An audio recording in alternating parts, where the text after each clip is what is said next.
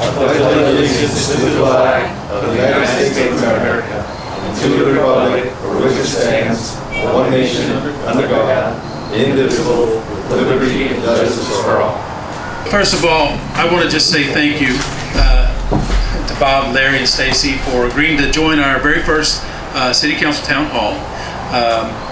We have never done this before, so apologize for any glitches with the technology. We think we've got things worked out. The format and the run of show today is going to be pretty straightforward. So there have been a number of popular hot topics in the City Council of late. We've had the millage rate vote. There's the discussion of the lost negotiation with the county. I'm sure there are things around the budget that maybe are going on as well, so that you might want to speak to. So we wanted to give you all a forum to start off with, to just share kind of your perspectives on current events, what's happening in the city, where the priorities are, and your take. Thank you. Thank you. Shall we? Okay. Good evening, folks. I'm Bob Erramilli. I'm Johns Creek City Council. My particular thing I'd want to dwell on today is, most people find it quite shy of saying how good they are. I want to say how good Johns Creek is. You must have all heard about Johns Creek being the safest city to raise a child in the entire USA. You must have also heard that police departments around us are hurting for manpower. Did you know that Johns Creek has 6 people waiting in line? That good this city is. People want to come to this city. And you also know that all 3 high schools in our district, in our city, have made it to the top 10, which speaks a lot to both the parents, the child, and the schools, and the entire environment around. And these are a couple of things which I want to keep in mind. Please try again in a moment. Keep in mind when we are continuing this discussion. I want to also tell you how Johns Creek deals with finances. If you divide, our budget was 63 million, and we were about 84,000 residents. So if you just divide, you'll get around 800. So that means the city is spending about $800 odd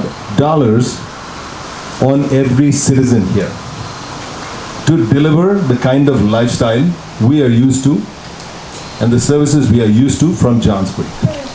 My point, what I'm trying to get at is, let's contrast this with Fulton County. Yesterday I was in the town hall with at the south side, when the mayor of Sandy Springs mentioned, because he was he's one of the people who are negotiating in the last consultations. He said Fulton County spends $20,000 for whatever services they provide to us. That is the level of, how do I say, can we call it mismanagement? Look at this. When Fulton County throws up an option to its citizens, hey, do you want to incorporate? The last city to incorporate was South Fulton. Everybody voted for it. Just rewind 6 months back, Cobb County, there were 4 cities which wanted to become a city. Not one city got through, because they're happy with their county. Cobb County spends $10 per voter. Fulton County, $20. Every time you see, every place you see, these folks are always trying to overreach, overspend. There was another thing which I want to tell you is, in Roswell, you were there in Roswell, right?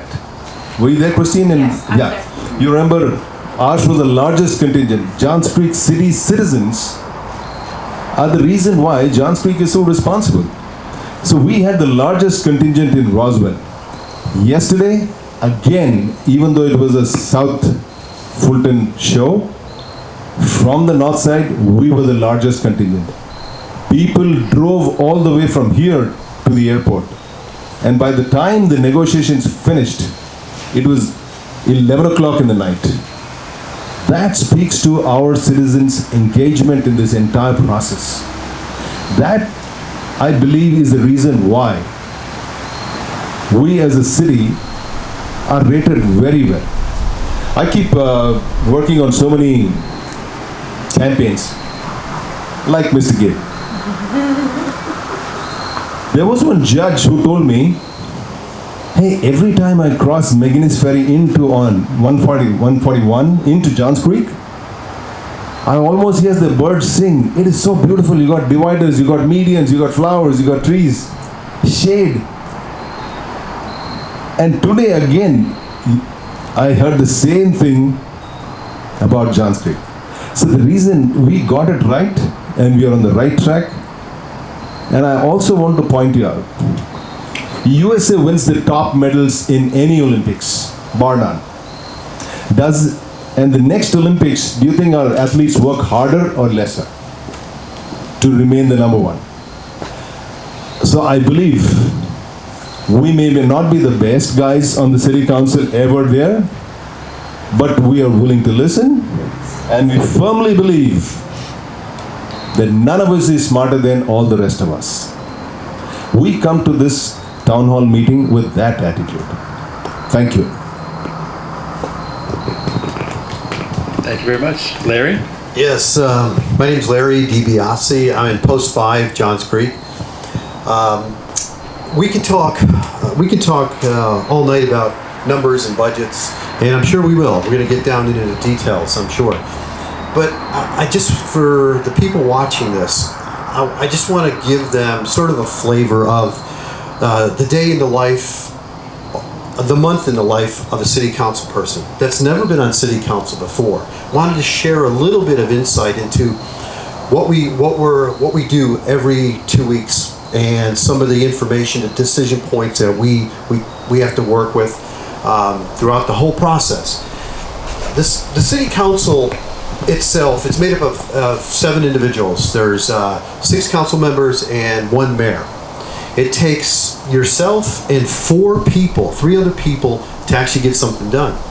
In the corporate world, if you're a director, vice president, senior vice president, you set the policy, you set the tone, and the decisions are sort of pushed down in a lot of ways. You do get the input from people that are below you, but you ultimately, decisions are yours and yours alone, and you stand by those decisions. Because government is different, as we entered this city, the political side, the city council, never run before for a political position, you come to find out very quickly that no matter how good your intentions are and how noble they are to move an agenda forward, being conservative, being liberal, it doesn't matter. Because regardless of where you're coming from, you have to have 3 other votes that want to join you to move an agenda, any agenda, forward. And that's a lot more difficult than it actually sounds. Working in government, the financial side of it, it's a modified cash or accrual-based accounting. So you don't always know some of the numbers that you're actually receiving. In a corporate world, you typically work with an accrual-based system. And you know your receivables, you know what's coming in, and you can project those out. Because you're working on a cash basis, what you have in the bank, your reserves, that's really what you're working with. And that's exactly the challenge this council's had, as well as the other 14 cities have challenged because of lost. When we approach the budget, it's a 4-month process in the budget processing. We look at the budget, we analyze what our initiatives are, our goals that we set in the beginning of the year. And how do we meet those goals? And these goals are derived from the citizens. You know, the town center is one of our major goals. How do we fund the town center? Cauley Creek, how do we fund that? This is what you, the citizens, wanted during the election campaign. These are your hot points. This is why we got elected, to bring this lifestyle to the city. So how do we fund it? How do we pay for it? Nobody has 50, 60, $80 million sitting in the bank, they can write a check. Do the citizens want to wait for that? Do they want to wait 10 years before Cauley Creek comes live? The answer, most people will say no, because I probably won't be here in 10 years. So how do we give back? How do we give back to the citizens? And that's where you get into the bond referendums. Floating a bond out there. What's that cost of carrying that bond out there? Those are the challenges, some of the decisions that we have to make. Balancing the conservative approach, trying to give back as much as possible to the city, to the citizens, while moving the agenda and a lifestyle that people in Johns Creek deserve. And that coming from the private sector into government, that is one of the biggest challenges, is delivering on the promises that you make, not making empty promises, and moving that forward. We can debate, and we'll talk about the millage rate all night long tonight. What it should be, why we decided as a council to keep it the same. I'm sure Stacy's going to talk very detailed about those things. But myself, the day in the month of city council, it's a good 25 hours a week. We receive the agenda package late Wednesday night. So we have a day and a half before the public sees it. And the public has about 3 days before it goes to city council to be voted on. So in that 2.5 days that we're looking at the agenda, what's out there? We're having conference calls between ourselves. We're talking to the other council people. We're talking to directors within the city to look at options that are out there. How do we balance this agenda, moving it forward with competing interests for the monies, time, and resources? And there, again, is the challenge. And so, as we move forward, some of the decisions, people will wonder, why did you do that? And that's why I applaud Rex, your coming here, moderating this, and Aaron and Greg. Putting this on gives us that opportunity to talk about what we do on a monthly basis, weekly basis sometimes, and the challenging decisions that we have to make going forward. But I can promise you, all these decisions between the three of us here, they are principle based. And I know my colleagues here can defend any decision we've made because they're not political. And we do take the heat because they're not political from other factions. Thank you. Good job. I got to follow them. Oh my gosh. Okay, so a tall order to fill. First, thank you. So the reason I'm here is because you all supported us. So yes, we have 82,000 other constituents. Do you know how many I heard about that asked us not to roll back the millage rate? How many I heard from? 2. I got a text message the day of the meeting, and I got an email a couple hours before. That is all. So we've got to look at this big, broader picture.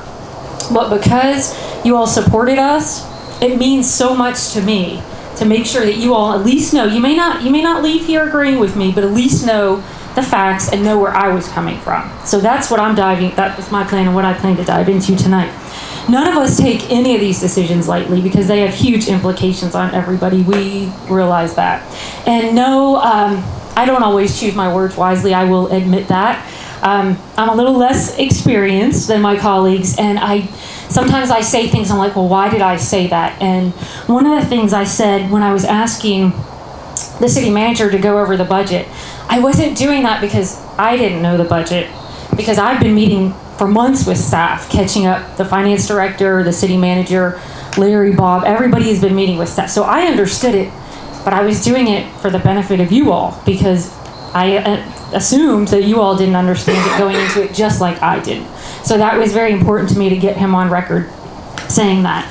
So I'm happy to go into the budget from a brief overview, but I just wanted you to know, like, didn't run on lower taxes, but yes, I do want to keep our taxes low. Building community, supporting public safety, wise infrastructure spending, and building a town center. And I've been fulfilling those.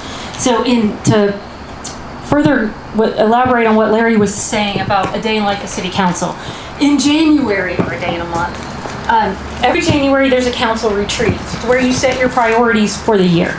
So these were our 5 priorities we had set for the year. And I don't know if everybody can see them back there. Town Center, Legacy Center, T-Splost, Colley Creek, and Economic Development. So none of these are funded, but this is what the council told everybody we're going to do in January for this year.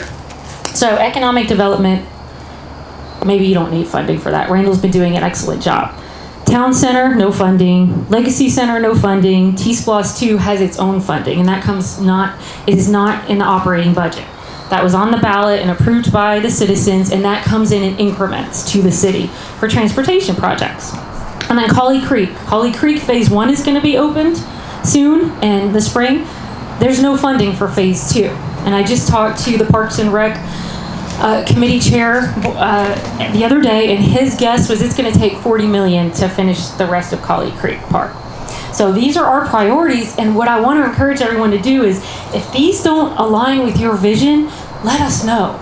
Because every January, we're having another retreat in January in Greenville, and we set them for the year. So tell us. These were set based on the feedback we had gotten from the community from canvassing for the past several months, back last year. It seems so long ago, but just last year. So that's why those were set. So, oh yeah. What is the T-Splost? Oh, transportation. Transportation special local option sales tax. Okay. So it's a 1 cent, 1 penny on the dollar that comes to the cities, or all that were in Fulton County, that we can use on transportation, sidewalks, bridges, transportation infrastructure. Awesome. So we can't use it for Legacy Center, in other words. I wish we could. Okay, so briefly, and I know not everyone can see this, but I have to see. I'm a visual person, so if anyone wants to see it, I'm happy to walk it around. So I just wanted to go over some, if we have time, Rex, some highlights of the budget. All right, so our fiscal year, because I didn't know this before getting involved, is October 1st through September 30th. So although it's approved separately, the budget and the millage rate are related. So from October to September 30th, our bills are paid from the reserves, because we don't collect our property taxes till the end of the year. So what pays our bills are the reserves lost, which is 39%, licenses, fees, and that's it. So how much do we have in reserves? Of a $70 million budget, we have $17 million in reserves. If for some reason something were to go south with lost, I don't know where we'll make up that money. So every dime counts. When we allocate surpluses or we allocate things in the operating budget, we can reallocate them. But if we were to give it back to the residents, we can't take that back. We will end up taking it back and we can't make it up. So that is why I voted to sustain the millage rate. It was an average of $33 per homeowner increase. My bill was, well, I brought it, it's over there, I'll have to look. It may have been $54 from Johns Creek average. I probably have the cheapest house here. It was appraised at like 5 something. I bought it for $350 9 years ago. Appraised at 5 something. The average, it can go up, is 3% if you have a homestead. Now I don't know. I think there are situations where people don't have not filed for a homestead exemption. But if you have a homestead exemption filed, the most it can go up is 3%. So mine went up $54. From Johns Creek. The majority of it went up from the school board, so I don't know. And they take their millage rate is like 19 something. So the city's portion is very small. Okay, so the millage rate set at the end of the year. Okay, so another point that I really wanted to make, and I hope you're all fine. This is, I know, very hard to follow. If it had been rolled back, my point to council, and you can watch the work session. To stabilize the millage rate, if you wanted to roll it back, then the budget that was presented to us should have been presented to us at that rollback rate. The budget presented to us was 3.986. So what I was trying to tell council is, okay, if you want to entertain rolling it back, you need to cut out $1.5 million of projects. And nobody said anything.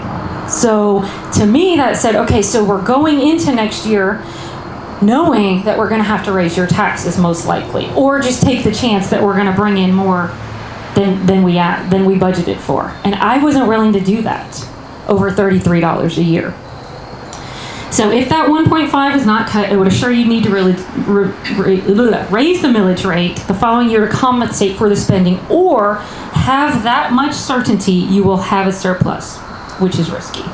So fiscal conservancy cannot be equated with gambling with all the unknown circumstances, the economy lost, and in actuality, in my opinion, it is fiscally irresponsible to do that. So I will end there, but I've got more if you guys want, but I want everybody else to have a chance to ask questions of everything. Thank you. I want to just add one thing to that. Certainly. Thank Stacy. That was great. So on your tax bill that you just received, if on the top portion of it, under your name, right in that middle section there, if you see a CPI frozen, okay, if it says CPI frozen there, what that means is that your property values are higher than 3%. In other words, your valuation is higher than 3%, but because you possibly filed for homesteading, it will say the maximum you could be raised, your taxes, is 3% or CPI, whichever one hits 3% first. So take a look at your tax bill and see if you got CPI frozen. If not, file for homesteading. It's critical. Thank you all very much for your introduction comments. We really appreciate it. So we've talked quite a bit about recent city council meetings, specifically the millage rate discussion. Talked a little bit about the loss negotiation that's been going on. So with that in mind, I'll start with this question. When the millage rate vote was held, and this discussion was being had, from the public standpoint, what we were able to see in the public meeting, we heard a few things. One was we understood that in this current fiscal year, there was approximately a $5 million surplus in the budget. So the incremental revenues that were unplanned to the tune of about $5 million. Please correct me if I've got my numbers off a little bit. In addition to that, there was a discussion about a positive economic outlook. There was an expected growth rate, economic growth rate for the state of Georgia, and specifically the area of Johns Creek, that was very positive sounding towards future revenues. In light of that, the underlying caution that seemed to be taken was around the potential for this loss in the lost money. Am I correct in that assumption? Sure. We all want to jump at it. Yes. By the time when the discussions were on, we already had an idea that Fulton County jumped from 4.9 to 35%. We already knew that. And we also had indications every day, almost every article I read in Wall Street was talking about a recession in coming year. 23, we are supposed to, starting from November, December, we were expected to hit recession. Next thing is, you heard this magic word, inflation, 9%. All our expenses have gone up. All our expenses would have gone up if it continued like that. Our roundabouts, which used to cost around 1.8 around that, now they are coming at about 2.3, 2.4. So these are all things which we have to do that. And I don't think this is exclusive to us three or West 3 or any other city. Nobody wants to pull back. It is equivalent to, we are all here pushing a stone up a hill, trying to achieve some place. Imagine if we were to ask you to, okay, just hold back a little, and then next year, now you push much harder. Now we know the last negotiations are happening. You also know that we are, by our charter, restricted to 4.71. This last negotiations would take us to 6% nearly, the millage rate. So if we were to, when we know this kind of things are in the pipeline ahead, we can't just say, hey, we'll keep your money on this or that. We have the discretion of saying, because of lower revenues, I'm not going to attempt that, fulfilling that, what that bucket is meant for. So that was the idea when we said we need to be a little more fiscally cautious And I also made a statement, if you can go back. When we all in our daily lives, when we plan for the future, most of the time we do regular investing, like say dollar cost averaging. Whether the market goes up or down, people say that's a very steady way of going at it. And we at 3.986 are the lowest in Fulton County. And we want to hold it there, but if we were to get it, drop it down and then take it back, that would be a very severe burden on our Johns Creek citizens. That was where we were coming from. Okay. So I've got my context essentially right, though. Oh, yes. Okay. Yeah. So here's the real question. No, I need to answer it. Let me just add that real quick. So it's actually, there was a figure about 4.7 million, closer to 5, something like that. So what Bob's saying is correct. That the expense side of it, everyone's looking at the revenue side, but the expense side of it was literally coming in our face. We knew that the products and services were becoming more expensive. Personnel costs to keep the good employees, to keep the firemen, to keep the police within Johns Creek. We just commissioned a salary study because the city of Atlanta, Roswell, we're competing for those personnel to come and stay here.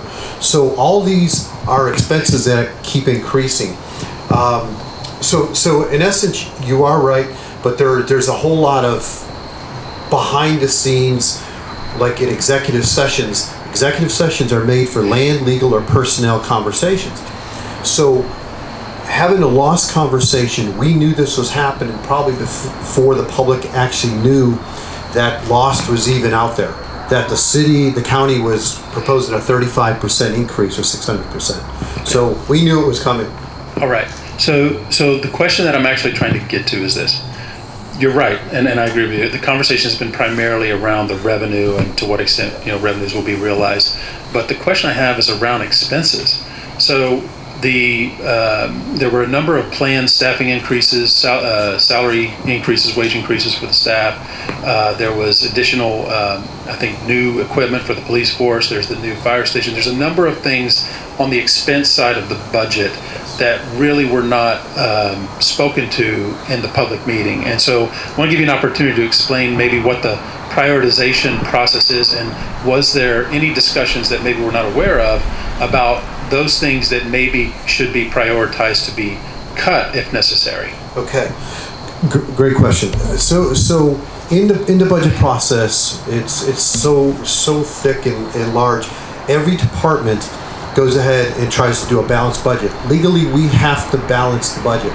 There's only one area that we, as a council and mayor, have discretionary control over, and that's the unassigned funds. That's the only thing we can play with. The rest of it has to be allocated, as Bob had mentioned here. The police cars, there's an accrual setup. So there's a life expectancy with a residual value at the back end of every car, every asset. So we're sitting there saying, okay, that police car, and it may have low miles, but there's a lot of miles or time on the engine just idling, if you will.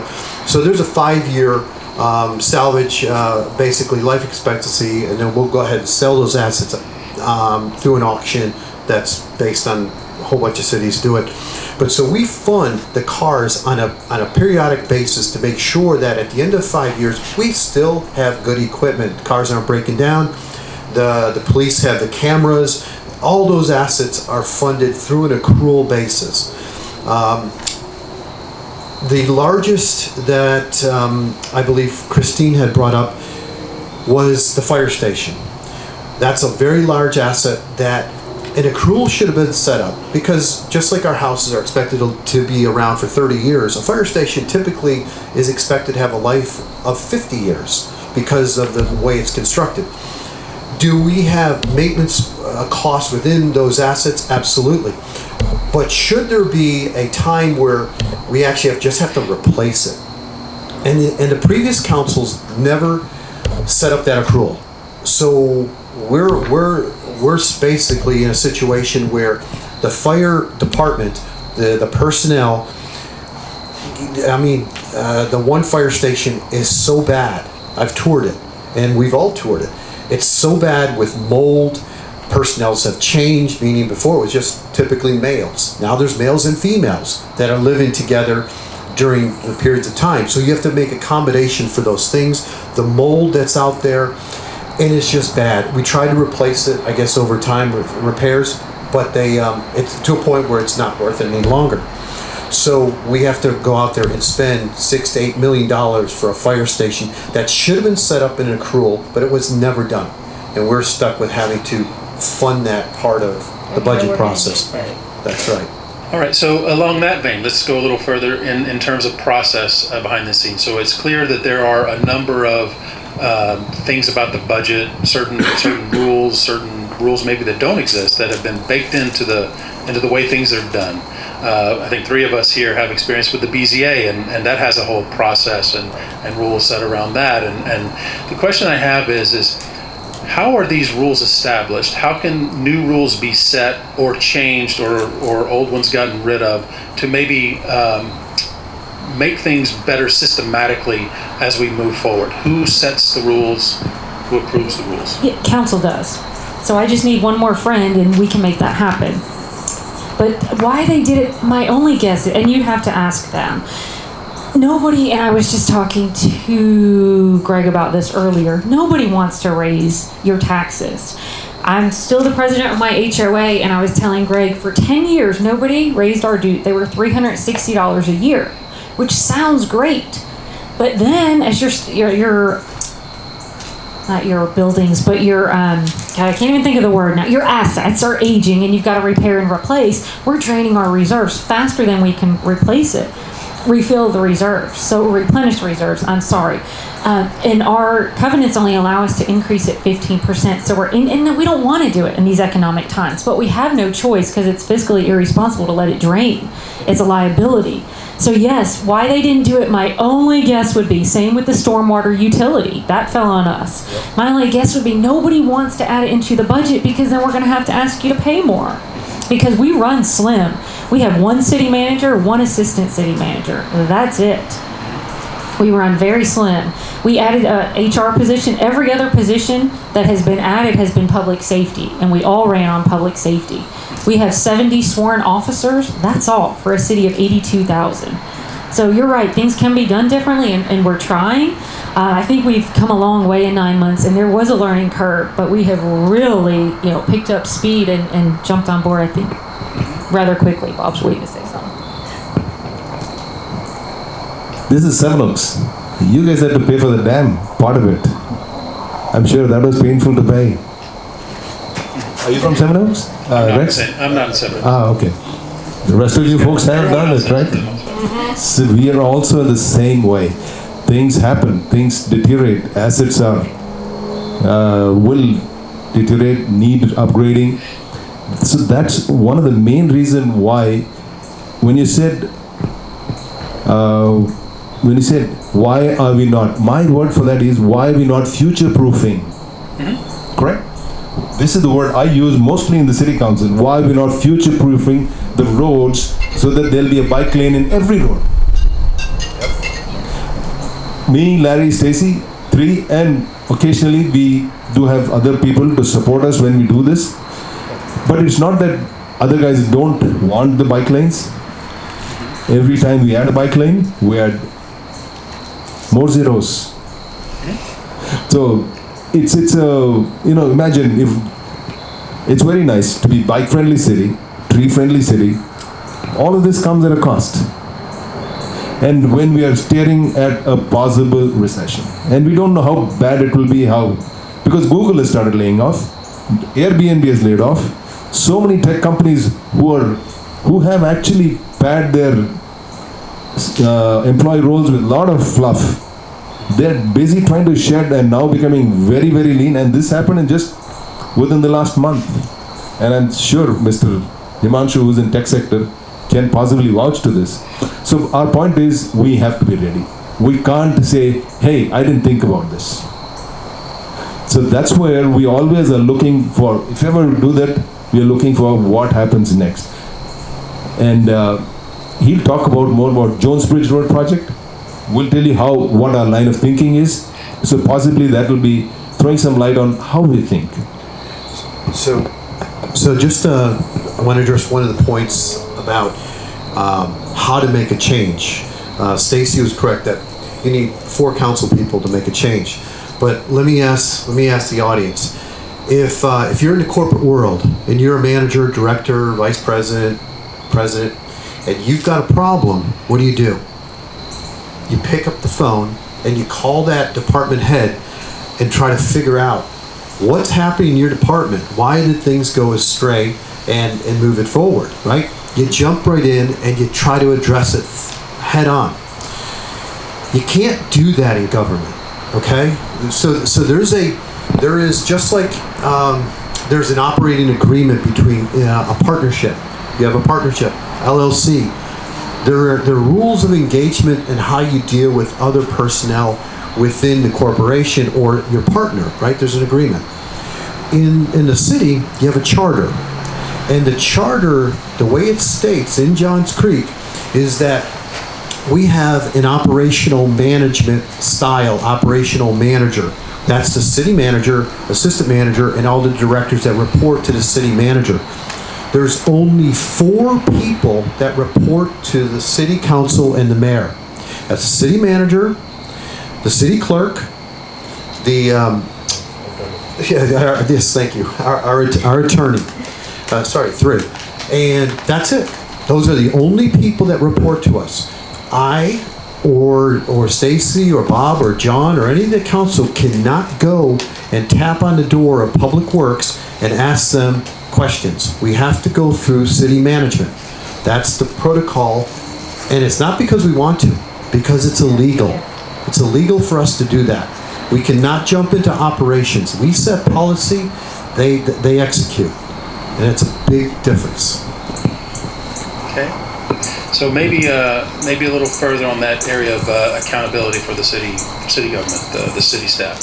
So since you can't get directly involved in operations on a daily basis or any sort of frequency, what mechanisms do you have, and what mechanisms are you willing and able to exercise to ensure that the staff are performing their duties in a responsible way in service to the citizens? I can start it. Do you want me to? Or you guys? Okay. Yeah, I mean, that we have been battling that since day one. That is a huge frustration for us. So our only recourse is to take it up with the city manager. So I have to wait. You all complain to us. We send it to the city manager, and we have to have, and I used to always call it the blind faith, blind trust, because we're still establishing our relationship, and I have to put all my faith that you're going to do the right thing. But apparently, I mean, that's our only recourse at this time. Now, we can take on individual things. Right now, I have all I can handle until I finish with the Legacy Center Working Group. But one of the things I wanted to do was look at the permitting process. I would love to help, streamline that or simplify or make it more easier and more customer friendly. But I don't have time at this moment until I finish with the Legacy Center Working Group. But that is something that we could do, and then that way I take that to the city manager and say, I want you to, we want you to implement these changes. To expand on that a little bit, which I know I've been harping on it since day one, is the city is implementing an ERP system, and with that system, there's different modules. There's the county modules, there's operational modules, there's a whole bunch of customer service CRM modules. As they implement these modules within the city itself, and it's going on right now, and the county just went live, there will be more transparency. We can drill down to the dashboards and actually look at the numbers and try to understand those numbers a little deeper, because it is important for the city to be transparent. And sometimes you don't want to ask those questions because you don't want to put people on defensive, like you're always, questioning those guys. You have to have a relationship with people you work with. But if it's transparent and it's in a dashboard and you can click on those numbers and drill deep and figure out what makes up those numbers, then we have access. We're empowered with the information, and that's so they've been implementing this for about a year now, but it's coming online slowly but surely, which will help the permitting process and all that side too. There's one other thing, folks. You are familiar with something called case law. That means something happens, the policies and procedures are changed afterwards. Just recently, last week of August, a policeman tased a panhandler. This man went and fell on one of these kind of concrete bases for the traffic station, concrete pad. Guy became a quadriplegic. The judge awarded $100 million, $60 million to be paid by Atlanta City, $40 million by the policeman who tased him. What happens when these kind of things happen, when we keep our eyes open for these kind of situations? 3 of us went and talked to the John Street police chief and saying, listen, are we doing something to stop this kind of thing? Because finally, when we have to pay out that kind of amount, because this immediately goes out of our grasp and it went to a federal bench. So we have no way to control the outcome there. So therefore, we try to go and talk to the John Street police chief and say, Chief, you're doing an amazing job. Hey, by the way, he is doing an amazing job. Really, next time you meet him, you got to shake his hand. All other cities are struggling to recruit people. We have 6 police officers waiting to become officers. That is the level of the professionalism and the desire for other guys to join JCPD. Another position. Same thing happened. I came and told my colleagues, hey, on McGuinness Ferry and 400, routine traffic stop by Forsyth County. Guess what they found? 400,000 pills of fentanyl. Where is it being stored? Alpharetta. Last night I was with Mayor Jim Gilvin, and he said, no, this was not happening. I just quickly, friend Google is there, pulled it out, July 24th, look at this. This warehouse is located within your city. So the point what I'm trying to say is, when you see this, I'm not trying to, he's a phenomenally very courteous. By the way, I also want to tell you one more thing, quickly as a side. We 6 guys on the city council not only have a great relationship within ourselves, we are reaching out to other city councils. We have regular interactions with Roswell. We are trying to make that with Alpharetta. We want to do it with Duluth because Collie Creek is there. So getting back to that 400,000 fentanyl pills, where do you think that they will be sold? To the richest place in Georgia, North Fulton. Should we be proactively talking to our city manager saying, can we do something about it? He said, Bob, this 400,000 pills were discovered by JCPD, Forsyth County, Alpharetta Police, and GBI. So when we get that kind of assurance from those people, then we know. Otherwise, it's like, I won't say it's a opaque wall. They're fairly, John Street City staff is fairly open with their information. They bend backwards actually. The only thing is, we are very mindful that we don't burden them with needless queries. So this is case law precedences. If anything else is happening in other cities, that's the reason why we want to build relationships with other cities, so that we learn from them, they learn from us. As I said before, none of us, one person is smarter than the rest of us. So, shifting topics a little bit, you mentioned a very important word, transparency. And one thing that did not go unnoticed was that the negotiations with the county over the lost funds are going to be held behind closed doors. So we took note of that. There are two parts to my question, really. Part one is, what leverage do we have in these negotiations with the county? And ultimately, who is the authority who is ultimately going to make a decision regarding the final outcome of those negotiations? Okay, so Fulton County has the hammer. It's up to them, and they've already told us to be prepared to live without it because it doesn't mean as much to them. They don't care. So to let their portion go away, they rolled back their millage rate, which is another reason I didn't want to prove to them. We were told not to, during the budget and the millage rate hearings, we were told not to say too much because we didn't want them to be watching and show our cards. We didn't want them to think, oh, Johns Creek has the money, So we can ask for more because they're giving theirs back, but then they turned around and did that. So that way we would have to increase our millage rate. We don't have a hammer. So there's not much. There was a good idea about us calling for Forsyth County and seeing about us incorporating with them. That's a great idea. It's not probably possible. For one, we'd have to call and see if they even wanted us. And for two, the voters would have, all Fulton County voters would have to approve it. And they've tried twice to try to get North Fulton, Milton County, and it failed each time. And even if they were successful, it takes a while. So we would have to lose that $29 million each year that we get, and it wouldn't be sustainable. We can't risk that. So no, I don't know how it's going.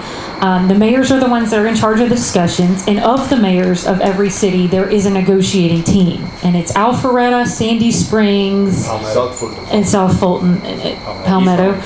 And so they're the ones driving the negotiations, and it's frustrating because we don't play any part. We ask a lot of questions when we're allowed to in executive session, but we can't really give any advice. We all have one united attorney, and all the cities are united, but ultimately Fulton County can just say, forget it, bye. So it's a fine line. Like, we don't want to call them out too much to where they say forget it, but we also want to bring transparency to the fact of how they're dealing with us with negotiations. Oh, Cindy's got a question. Sorry. So, who is our commissioner here in this area of Fulton County, where we can like email them and call them and say, you know, this is absolutely ridiculous? Well, okay, so they also have a negotiating team. So Bob Ellis, Rob Pitts, and Marvin Arrington. Those are the three on their negotiating team. So that's who we would... That's who, yeah. You can call them all. And on my Facebook page, I've got all their email addresses. But those are the three that are doing the negotiations. Okay, perfect. Thank you. Oh, no problem. So, follow up to the hammer comment. I received my my property tax bill in the mail today, and even though I'd already paid it, I'm not sure why the duplication, but regardless. And I couldn't help but notice, doing the math, when I took out the public school portion of where this is being allocated, because we all have public schools throughout the county, so that's a wash. I couldn't help but notice that about 2/3 of the money is actually going to go to Fulton County operations and their bond, and only 1/3 is going to go to Johns Creek operations and our bond. That seems a little bit out of whack. Is there an opportunity to reset the table on that point? Not necessarily through these specific negotiations, but at a later date. That's a good question. I mean, I would have to get back to you about that, but I'll see if there is. So the way let's just go back to the 5%. The way that's broken out, it's based on population. So every city has a population number, and based on the total revenue that's being generated on a yearly basis, it's broken up by population. County keeps 5%. So, and it's part of the legislative assembly. So this is law on how it's being done. Fulton County was trying to double count, because they're saying you're in Johns Creek, but the level 1 trauma center is Grady, or the jail is down in Fulton County. So everyone here is paying a portion of the jail, or a portion of the court system, as well as Grady. So they're saying Johns Creek doesn't provide all the services, which is correct, but we provide probably 95% of the services. They provide a little bit. So the real number is maybe 1.5, not 2. They're trying to make it 2. They had and so it's being challenged in court right now on the count. But that's where you're seeing the money being broken up. Also, regarding if the county walks away, okay, if they say, hey, this is only 2% of our budget, we'll walk away from this, but it's 39% of Johns Creek and whatever it is to the other cities. What'll happen at that point, it'll go back to the state assembly for a vote, and it's called host. Host will actually engage, and so the state will be involved and make a vote for Johns Creek and for all the cities, as well as Fulton County. But more importantly, at the Roswell meeting, Senator Elbers basically said, if Fulton County doesn't get their act together and get it right, he'll make it right. And that's the strongest That's the strongest words that we can ever want, because he will make it right. Now, that's encouraging. So with 58% majority Republican, quasi-conservative in our state assembly, is that not the potential leverage that we should be calling on? It will take time, though. It'll take a long time, so we'll have to live without it, and we can't live without it for even a short period of time. But to answer your question, because I think I figured it out after looking at this, you'd have to get on the Fulton County Board about your millage rate for Fulton County, since they have a much higher millage rate and they provide such, just library is probably all we use out here. Library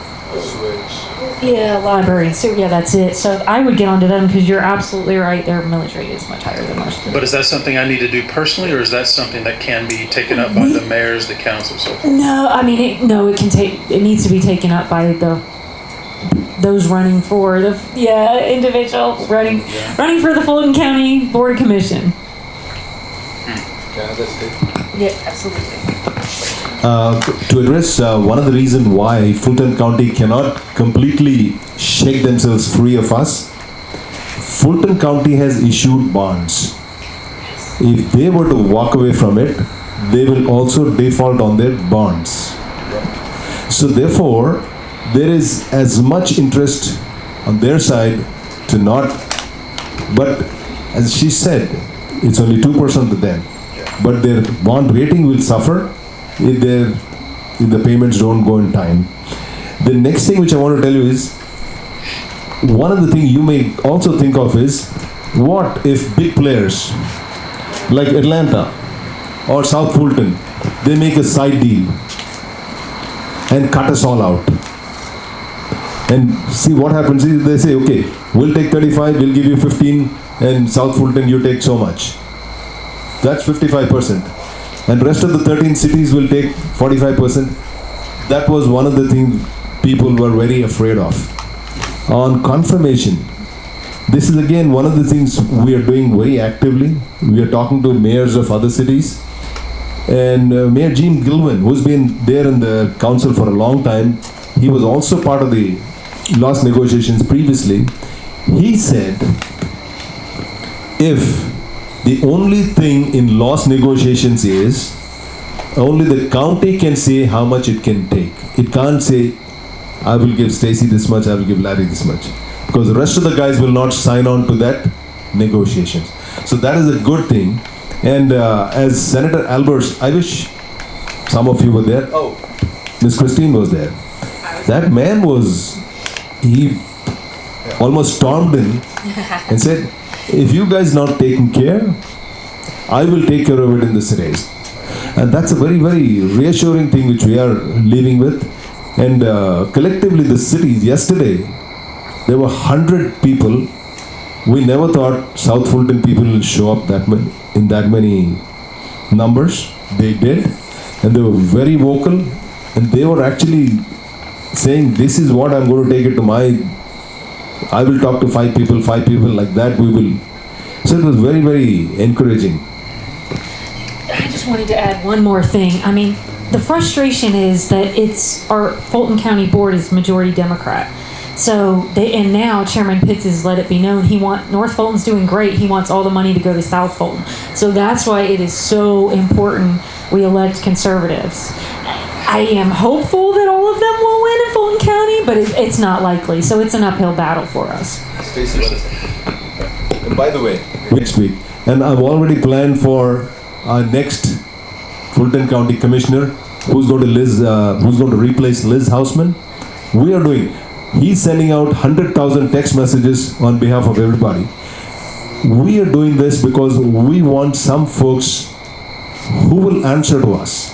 If we are going to help them, like you folks, the reason we came here today is because I know Gib was with me at 3 o'clock in the morning when Stacy and me were going around. Christine was there. We were in her house practicing our debates.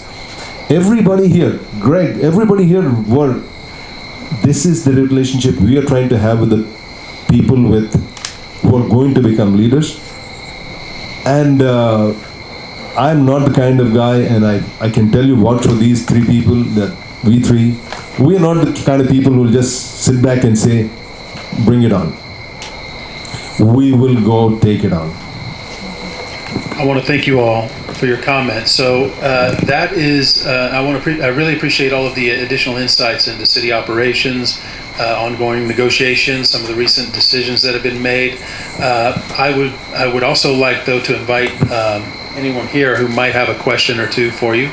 But I will step aside and turn over the mic. All right. I do have some questions. I don't even know where to start. The night is young. Lost for words. That's unusual. Okay. Is that better? Okay. So the first question I think that comes to mind has been on my mind for a while. I guess it was August 15th is when you guys voted on the millage rate. And you opted to keep the millage rate the same, raising our taxes, not returning tax dollars to us. And the biggest reason I heard for hanging on to our tax money was your concern about the future and being able to pay for the fire station. Okay, but then 2 weeks later, on August 29th, you were dividing up an $11 million surplus, and the fire station was no longer a priority. You guys were throwing money around at a lot of other things, and you did allocate some money, $2 million, $3 million, and $2 million, to the fire station, but you didn't seem interested in fully funding that fire station, which was such a big concern 2 weeks prior. So what changed in those 2 weeks? Yeah. Okay. So no, you're absolutely right. There was $11 million that we had, and part of that was the 4.7 million that was out there, and so what we kept, and there's some things I can't get into, but we're basically putting as much money into the fire station as we can today. We did put some money in unassigned funding so that we have discretionary in how to move some funding out there. The rest of those was partially, we've got money set aside for potentially reducing the bond, the debt, paying off some of the debt for the bonds. And there's some other items out there that we wanted to fund and move forward. So, but that was also keeping the tax stabilization and keeping the reserves stabilized and all that also. So all that was there, but that was 90% of that was already planned, and we just had to allocate it to a specific item. And I would just follow up, but Larry's right. There's certain things, land, legal, and personnel, we can't discuss. We did allocate some money to land acquisition. So in the event that if a fire station needed to be built in a better place, there would be money for that. And the reason I chose not to allocate all of the money is because I know it's not going to be built next year. So I wanted to establish some money, a decent amount of money, towards the fire station rebuild. But I also wanted to put it towards our other strategic priorities. Last year in 2022, they had $6 million of unfunded projects. So there's not a shortage of projects. It's just how much we can do over time. And what we funded the money, the buckets that we chose them to go to can always be reallocated if anything goes south with loss. So that was of the whether it's fire station or property tax stabilization, that can all be reallocated depending on how loss negotiations go. I think I have to reiterate what Stacy said. If by any chance, if you were listening to the debate or the work session, all the time, four of us were saying, can we reuse this money? We can put it in one bucket, but can we pull it out for something else? The reason being, as I said, I think Stacy went too far in telling a little bit. I won't go that far also. There are some things which I just cannot, land, legal, and personnel, which I cannot. But at this point, what I want you to do is, I can't say just blindly trust us, trust our record.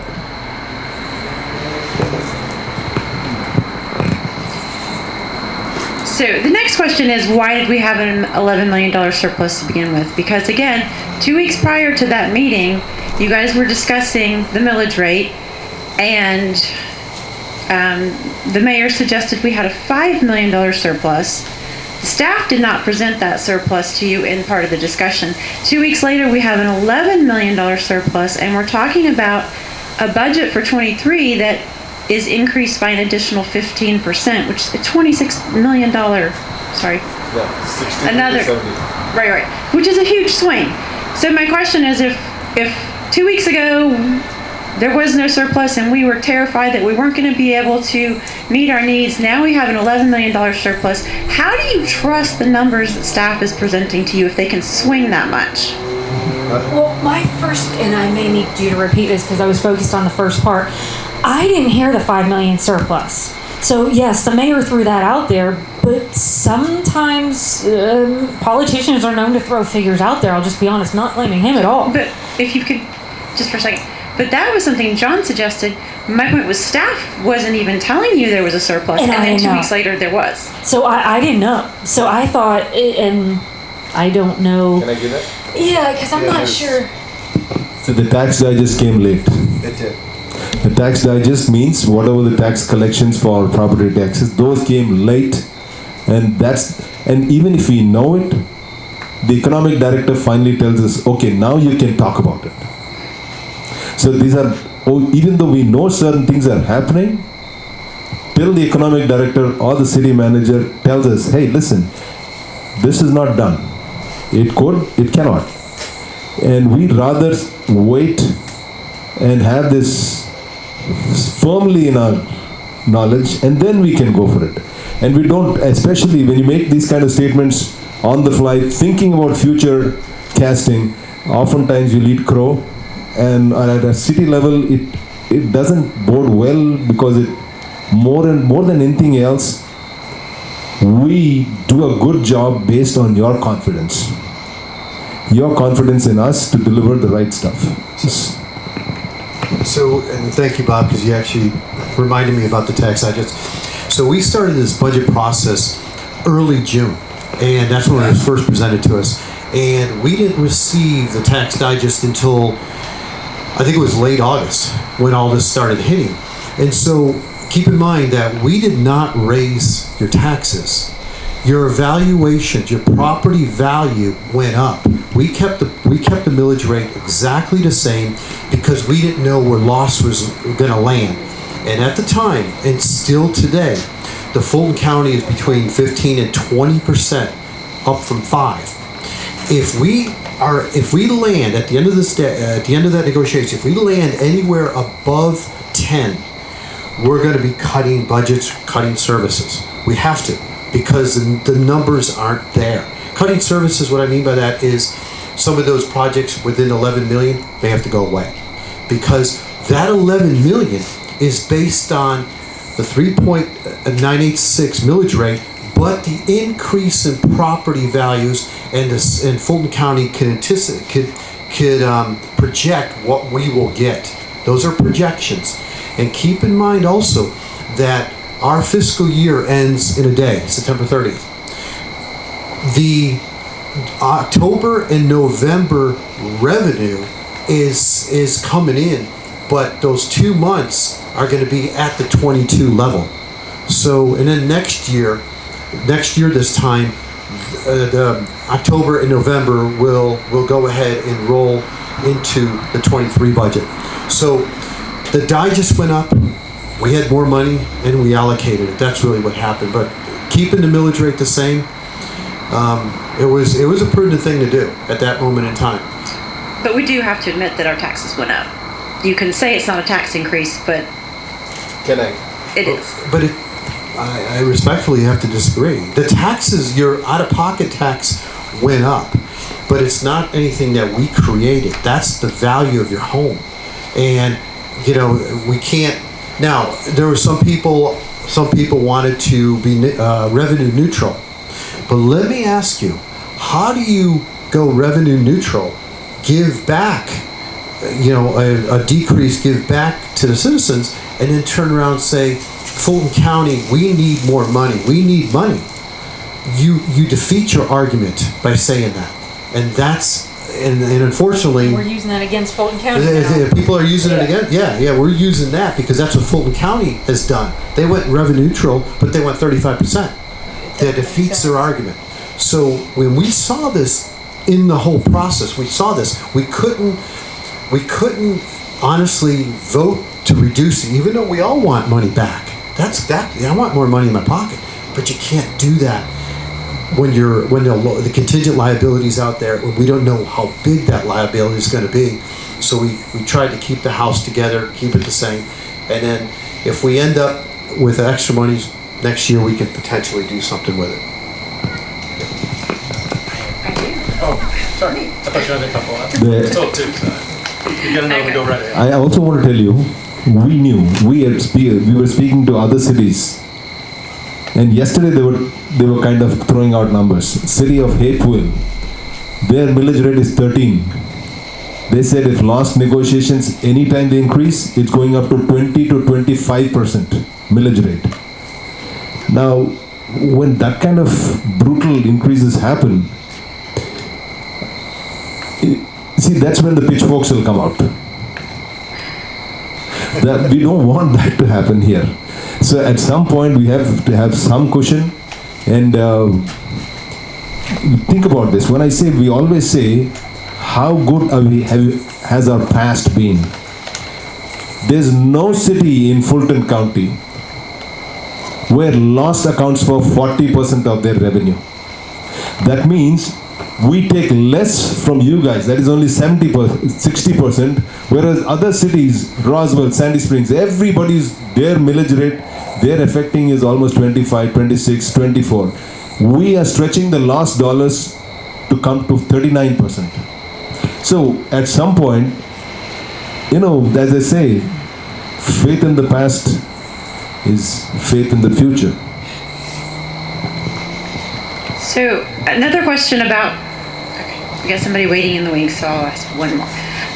Another question about that day when you were discussing the millage rate is the people on the staff, on the dais who have been there the longest, who have more experience, were all suggesting that the millage rate is more retroactive, like you adjust for the revenue at the end of the fiscal period. Even Aaron, who didn't agree with that approach, understood it and explained that, yes, I understand what you're doing. But Councilmember Coughlin and Mayor Bradbury were both saying that this is what we do. We adjust our millage rate at the end of the fiscal period. And you guys seem to not believe them. What is happening there? No, because the proposed budget we were given was for 3.986, and that's why I kept saying in the work session, guys, if you roll it back, then that means you have to cut out 1.5 million in projects that the mayor's proposed in the budget. Made no sense. And they didn't want to do that. So the budget, this millage rate, the millage rate that we set, that's how you do the budget for the next year. And the budget was presented to us at 3.986. So I kept saying, what are you going to cut out if you want to be rolled back to 3.8? You got to cut out 1.5 million in projects. And nobody wanted to do that. So there are a lot of politics at play. I get that. Nobody wants to raise taxes. Nobody. And again, I didn't say it the best. My family, I'm probably the most moderate on council as far as income. So mine went up $53. I would rather that increase this year than the unknown for next year, because I don't know where we'll be. And we have all these unfunded projects. So that's what I was saying. We can't talk out of both sides of our mouth just depending on the crowd we're in front of. We either don't do these strategic priorities, which we didn't have a say in the 2022 budget to fund those or not, or we tell everybody we're not going to do them and we give them the money back. That's fine. But things are extremely slim in Johns Creek. And if I thought it was going to, if I could forecast and we were in a better financial position with our reserves, and people do rattle off numbers to you from the dais and we're unprepared, we've got to have time to digest it and talk to the experts. Because even during one of the work sessions, somehow the cost of something doubled, and I was like, wait a minute, and I called out one of the council members, where'd you get that number? But they had just thrown it out there, and I'm like, and so that's just how it's done. If that answers your question, Christine, I'm sorry. I have more when you're done. Well, the thing is, it's 8 o'clock. The thing is, it's 8 o'clock already. And So Hey, that was what our Can we schedule. get a quick closing? Seven Oaks is great for late night parties. So I We think can what go a we're little gonna do. longer if you want. but- What we're going to do is we're going to close the formal, how do I say, the recorded event here. But of course, you guys are welcome to hang around. Christina, it sounds like she might have a couple of extra questions for you.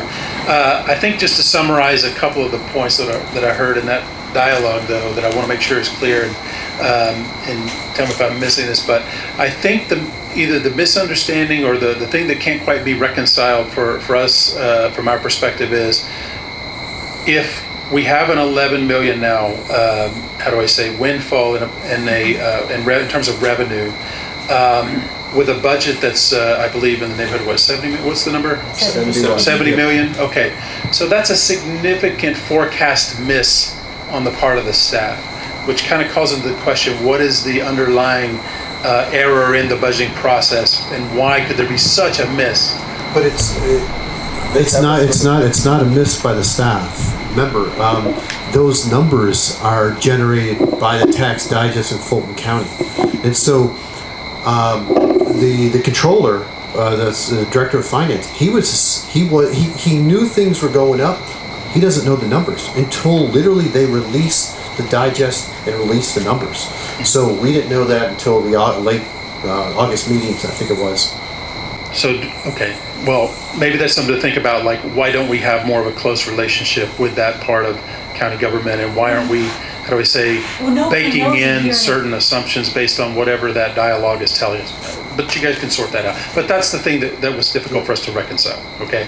That large of a gap in the revenue, so forth. The other piece is this debate over, like, okay, the millage rate, which you can maybe treat as the tax rate, did not change based on your decision. However, the tax assessment of our property, not our property values, the tax assessment of our values, and that is in effect a tax increase. That's the perspective we're trying to point out. Right. Understood. Yeah. So with that, we will close. I want to thank you all again. And if you have any closing comments, you guys seem to be itching maybe for a closing comment. So we'll let you do that. Okay, so first, thank you all I really appreciate the invitation to come out, as always. So, to answer your question, I hope you know, I wanted to open the lines of communication. Please come to us. Please let us know. I would rather that what I don't see is, we're all conservatives here, I don't see the other side doing that to each other. I don't see anything publicly, I've been saying how Aaron voted, or anyone else for that matter. Come to us and talk to us. Let us know, get the facts, then formulate your opinion. Because we're here, we want to help you. We want to come, we represent you all. We really care what you think. The city did get $1.5 million versus rolling back the millage rate. So the $1.5 million meant a lot to the city versus the balancing of giving the residents their $33 back. That was the decision we were faced with. And going into not knowing about the loss, to me it was worth it to get the $1.5 million for the city to have as a cushion versus giving it back. So thank you again for having us out here. I'd like to thank you also. I appreciate this opportunity. I've seen some of the videos you guys put out there, and they're very, very good. I like the coffee, by the way. I'm a coffee drinker, so I love that. But this is good, open dialogue. You guys all voted for us. You guys all helped us. And we are not here to change our position at all. We are here to live up to the promises and expectations that we have set with you guys and we set with other people in the city. But just understand that the constraints that sitting on that dais and the constraints that are out there, it's not just conservatives that we've got to think about. It's the whole 80,000, 85,000 people. And that is the fine balancing act that we have to make. And understand that any one of us, if we were on that dais with the same set of data, you probably would make the same decisions that we had made. And I say that honestly, because it's a balancing act. If you're looking at one side, the decision's easy. But when you got all of it in front of you, it's a whole lot different. And just trust that we want to do the right thing. we are all conservatives. We all like to drop taxes. At some point, let's smarten up to the idea. You can vote for dropping the taxes when you know that it is not going to happen. So you come out like a knight in shining armor. So the point is, this kind of thing I'm seeing it in last negotiations also. The reason why by the way, my wife somebody tells me, hey, are you planning to go somewhere else? Are you planning to, there's my wife there. So if somebody says, are you going to run for something else? She says, I have to throw away food from my refrigerator. He's never home. So that's the level of, I keep telling all the people, we meet only twice a month, but we are putting in quite a lot of effort, and most of our effort, my effort, his, her, we meet people. We meet people. Mornings, most coffee shops guys know us now. Because there's a couple of coffee shops which we always frequent, and we just tell them, hey, show up there. I'm also coming there. So I wanted to be, at no point in our lives would we like to do something which will contradict our principles. That is something which I want to take you. And I didn't tell any of you, but I've been working on about 4 or 5 campaigns. Today, when we go to any city council meeting, there are only Johns Creek people there. Only Johns Creek people. And there's another lady by the name Lee Hills from Roswell. She's the only city council person there today also. So we make time during working hours. And can anybody Google how much we get paid for this? I can tell you, the lowest staff in my office gets paid more than I get. But that's something we signed up for, because this is our home. The way we look at it is, this is our home. I can't expect somebody else from outside to come and take care of my home. So this is where we come from. And I'm humble enough to know that I'm not smart enough than all of us. That is my take home. Every time I go to the city council office, I pray. I hope I take a great decision. I hope I have great friends who see the way I'm seeing it for the betterment of the city. Thank you so much. Thank you all very much. So I'd just like to just say, I usually stay quiet in the back because it's probably better that way. Thank you very much for coming out, the open dialogue. The city council meetings, you will hear generally the vote, not the debate, not the arguments. Watch the work sessions. Contact the city councils, contact the mayor, contact them directly, take the time to meet them. If you do that, then you can get that information that you just won't hear watching those videos, watching the work sessions. But if you don't watch the work session, I know they're not the best hours. That's where you're going to get a lot of more information, kind of like what we've learned. And if you ever want to do something on a work session on a Saturday where we can all maybe attend. The videos are all on the city website. Yes, they are. And thank you very much. Really appreciate everything. All right. Yay.